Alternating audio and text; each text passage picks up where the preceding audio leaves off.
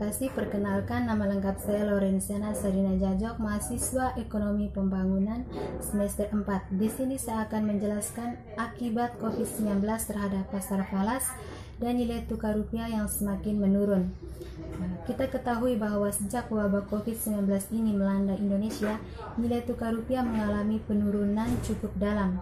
Nilai tukar perdagangan tersebut semakin melemah dan telah melampaui Rp15.000 per US dollar akibat dampak COVID-19.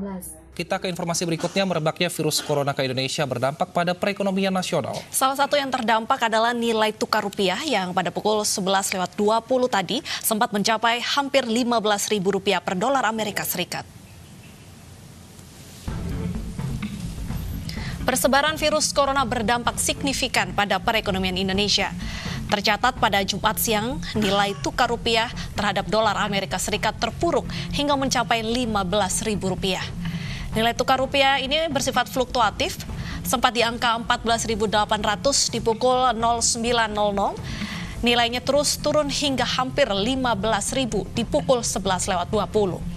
Ini menjadi titik terendah nilai tukar rupiah sejak November 2018.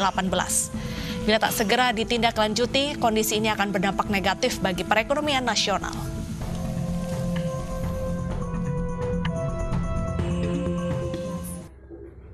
Bukan hanya di Indonesia saja yang nilai tukar mata uangnya melemah, akan tetapi di negara lain pun juga sangat melemah karena naiknya US dollar, seperti dolar Hong Kong turun 0,01% bersama dolar Singapura 0,52%, dolar Taiwan 0,51%, won Korea Selatan 2,66%, peso Filipina 0,55%, rupiah India 0,22%, ringgit Malaysia 0,88%, yen Baht Thailand 0,61%, dan yen Jepang dan yuan Tiongkok yang naik masing-masing 0,61% dan 0,11%.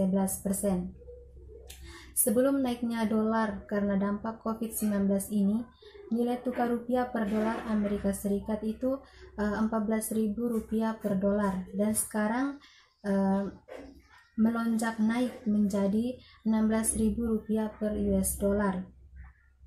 Tembusnya nilai tukar rupiah Rp16.000 per US dollar Amerika Serikat membuat Presiden Jokowi meminta Bank Indonesia fokus jaga rupiah, dan bahkan rupiah mengalami skenario terburuk sebesar Rp20.000 per dolar karena COVID-19.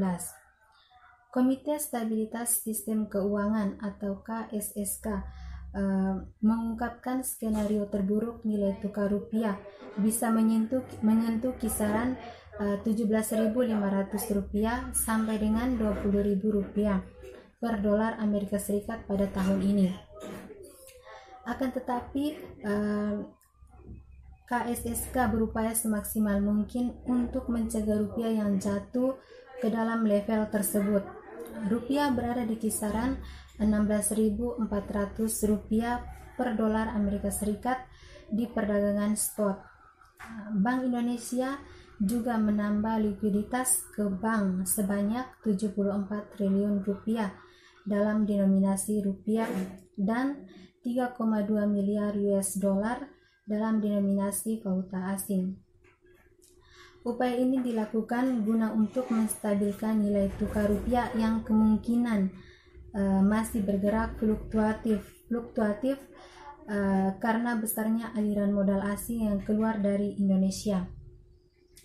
Bank Indonesia juga menaikkan suku bunga acuan 125 basis poin dalam 3 bulan.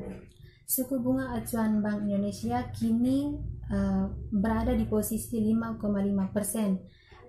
Ada juga langkah lain yang dilakukan Bank Indonesia, yaitu meningkatkan volume intervensi di pasar falas. Yang berikutnya, adapun dampak COVID-19 yang dirasakan oleh pemerintah, masyarakat, serta pelaku pasar. Yang pertama, untuk pemerintah sendiri dalam menghadapi COVID-19 ini, mereka merasakan penurunan penerimaan pajak, terutama dari sektor perdagangan. Yang berikutnya, untuk masyarakat dalam menghadapi COVID-19 ini, mereka mengalami penurunan pendapatan yang sangat drastis saat pemerintah memberlakukan kebijakan menutup wisata dan membatasi warga untuk berpergian ke luar negeri maupun di dalam negeri. Yang berikut, untuk pelaku pasar sendiri dalam menghadapi COVID-19 ini, mereka merasa khawatir terhadap wabah virus corona tersebut. Apalagi virus tersebut terbukti mampu memporak-porandakan fondasi ketahanan ekonomi yang sudah ada dibangun begitu kuat. Yang berikutnya, kebijakan yang dilakukan oleh pemerintah dari sisi kebijakan fiskal maupun sisi kebijakan moneter. Yang pertama, sisi kebijakan fiskal.